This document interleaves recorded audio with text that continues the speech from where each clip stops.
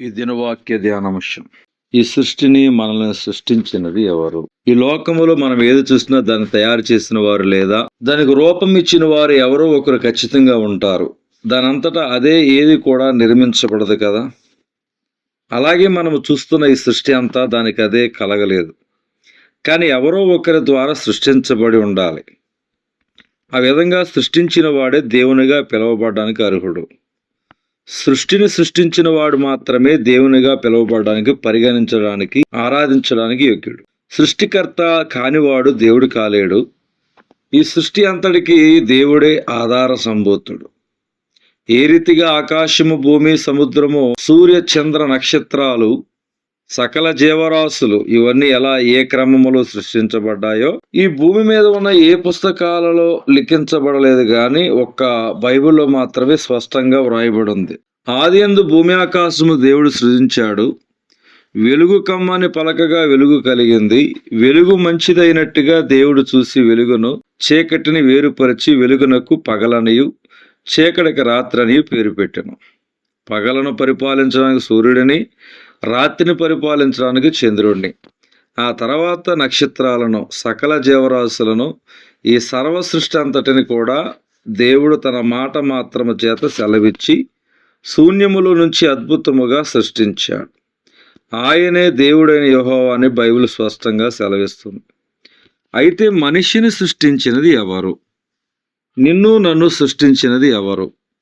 నీవు కలిగి ఉన్న శరీరం ఎక్కడి నుంచి వచ్చింది అని ఎవరైనా ప్రశ్నిస్తే సాధారణంగా మనకు వారిచ్చే జవాబు మట్టిలో నుంచి వచ్చింది, అది మన్నైనది, చివరికి మట్టిలో కలిసిపోవలసింది. ఇది ఏ మతస్థుడైనా, ఏ కులస్థుడైనా, ఏ జాతి వాడైనా ఒప్పుకోవలసిన సత్యం. మన శరీరం మట్టిలో నుంచే వచ్చింది కావున చివరకు మట్టిలో కలిసిపోతుంది. కొంతమంది ఇలా ప్రశ్నించవచ్చు, బ్రదర్, మనిషి యొక్క శరీరము మట్టిలో నుంచి తీయబడిందని అంటున్నారు, మరి అది ఎలా నిరూపిస్తారని. చాలా సింపుల్. మనం నివసిస్తున్న ఈ భూగోళంలో 3 వంతులు నీళ్లు, 1 వంతు మట్టి ఉంది.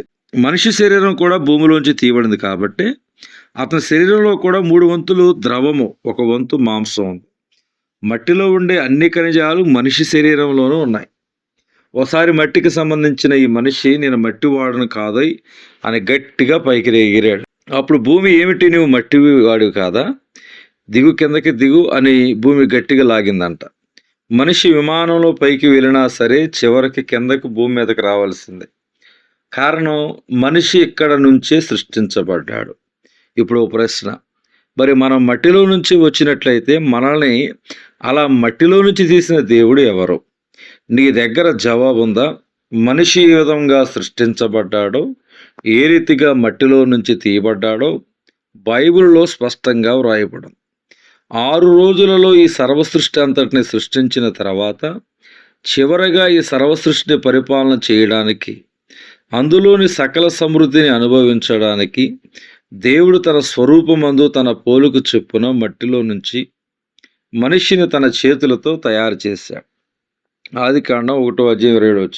దేవుడు తన మాట మాత్రమే సెలవిచ్చి సూర్యుడు కలుగునుగాక అని పలకగా దేవుని యొక్క స్వరములో ఉన్న శక్తి వలన సూర్యుడు కలిగాడు. ఈ సర్వ సృష్టి అంతా తన మాట ద్వారానే సృష్టించబడింది.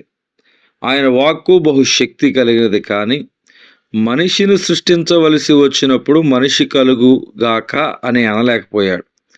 కారణము, మనిషిని మాత్రమే తన రూపంలో చేసుకున్నాడు. అలాగే మనిషి అంటే దేవునికి చాలా ఇష్టం. అందుకే తన చేతులతో మనిషిని అద్భుతంగా సృష్టించాడు. ఏ దేవుడు ఈ మనిషిని సృష్టించాడో బైబిల్లో స్పష్టంగా వ్రాయబడింది. ఆయనే ప్రభు అయిన యేసుక్రీస్తు. జాగ్రత్తగా గమనిస్తే నిజమైన దేవుడు సృష్టికర్తే ఉన్నాడు. ఈ సకల సృష్టిని, మనిషిని సృష్టించిన వారిని మనం దేవునిగా పిలవగలం.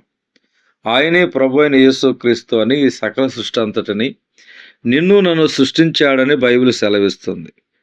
ఆకాశమందున్నవయు, భూమి అందున్నవయు, దృశ్యమైనవి కానీ అదృశ్యమైనవి కానీ, అవి సింహాసనములైన, ప్రభుత్వములైనను, ప్రధానులైనను, అధికారములైనను, సర్వమును ఆయన యందు సృజింపబడెను.